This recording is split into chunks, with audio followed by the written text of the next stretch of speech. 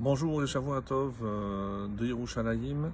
Nous allons continuer ce matin, donc toute cette semaine, avec le chapitre 18 de Shlomo Ameler, de Michelet. Et on va voir donc comment acquérir cette fameuse sagesse. Et donc écoutons l'homme qui a atteint cette sagesse, puisque c'était, comme vous le savez, un don divin. Ce n'est pas une sagesse à laquelle un homme peut arriver par ses efforts, mais en tout cas, ici, le roi Salomon va nous donner quelques conseils pour pouvoir aspirer donc à cette sagesse.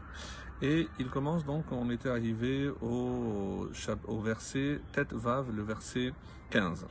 Lev Navon Yikne Darat, un cœur intelligent. Donc, Yikne Darat se procure la sagesse, la connaissance, ou ici la science. Ve Ozen Chachamim Tevakesh Darat. Et l'oreille des sages recherche Darat, la science. Toujours donc par rapport à un cœur, quelle différence il y a entre le cœur et les oreilles, donc l'ouïe. Et on écoute avec le Metsudot David qui nous propose le commentaire suivant, c'est qu'avec un cœur sage, il peut acquérir la sagesse, comme il vient de le dire. Mais un signe de sagesse, c'est de toujours apprendre davantage. Vouloir apprendre davantage, c'est-à-dire qu'il va tendre les oreilles parce qu'il sait qu'il ne doit pas se contenter avec ce qu'il a appris, mais au contraire, il doit toujours élargir donc ses connaissances et on n'y peut parvenir que par une bonne écoute. Et c'est pour ça qu'on parle ici de Ozen Chachamim, l'oreille des sages, parce qu'ils savent que pour acquérir la vraie sagesse, il faut tendre l'oreille, comme le roi Salomon nous le dit. Et il y a le Radak aussi qui nous donne un commentaire très intéressant, puisqu'ils sont déjà, on parle ici de Ozen Chachamim, l'oreille des sages. Mais s'ils sont sages, donc à quoi ils aspirent s'ils ont déjà ce qualificatif de sage? Et il explique, même s'ils savent, ils continuent d'apprendre afin d'atteindre, et donc ça c'est, on va dire, la sagesse ultime, c'est ce qu'il appelle Yediat Ha'el, c'est la connaissance divine.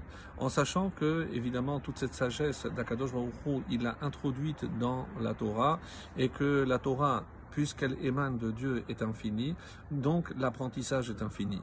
Et donc c'est pour ça que, à quoi on reconnaît un sage? C'est celui qui a compris qu'il ne sait pas assez et qu'il faut continuer à approfondir, et ce à quoi le roi Salomon nous invite à travers donc ce verset.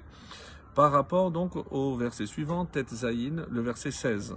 Matan Adam Yarhivlo. Le don qu'un homme fait, matan, de la tête, de donner, matan Adam yarhiv lo. Ici, yarhiv, c'est en fonction des commentaires, c'est quelque chose, donc ça exprime une largesse. Et c'est pour ça qu'on va traduire, lui ouvre le chemin, et il faudra rajouter de l'abondance avec les commentaires que nous allons voir. Velifne gedolim yanchenu. Et le fait accéder Gedolim, auprès des grands. Donc ici, un autre moyen d'accéder aussi à ces grands, c'est par le fait de donner. Et Rachid nous explique, on parle ici de Notne Tzedaka, pour bien mettre en évidence la valeur de la Tzedaka et l'importance de donner aux nécessiteux. Il dit Notne Tzedaka. Alors, pourquoi? Parce que Chelko Ba'olam Haba Le'atid Lavo. Et c'est pour ça qu'il parle d'ici Yanchenu, donc il le fait accéder dans un futur, c'est qu'il pourra accéder à une part exceptionnelle dans le Olam Haba grâce à cette mitzvah exceptionnelle de Noten Tzedaka, comme nous l'explique Rashi. Et Rid va dans un autre sens et il explique Vatran. Donc c'est pas seulement qu'il se contente de donner, mais il est capable de céder sur ce qu'il pense être à lui, et c'est pour ça c'est celui qui distribue aux autres.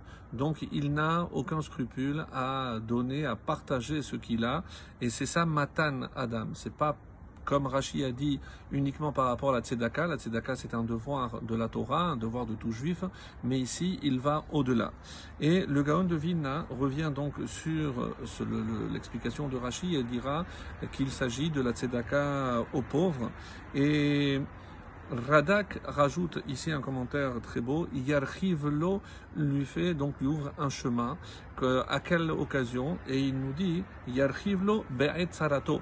Donc au moment où lui-même sera dans la détresse, le fait qu'il ait donné au moment où il l'avait, eh bien Hachem saura s'en souvenir et il lui rendra donc tous les efforts qu'il a fait. 17. Tzadik Arishon Berivo. Le premier qui plaide paraît toujours avoir raison. Yavo Raehu Vahakaro. Vienne son adversaire, ou selon d'autres explications, le juge, et il critiquera, ou alors il enquêtera.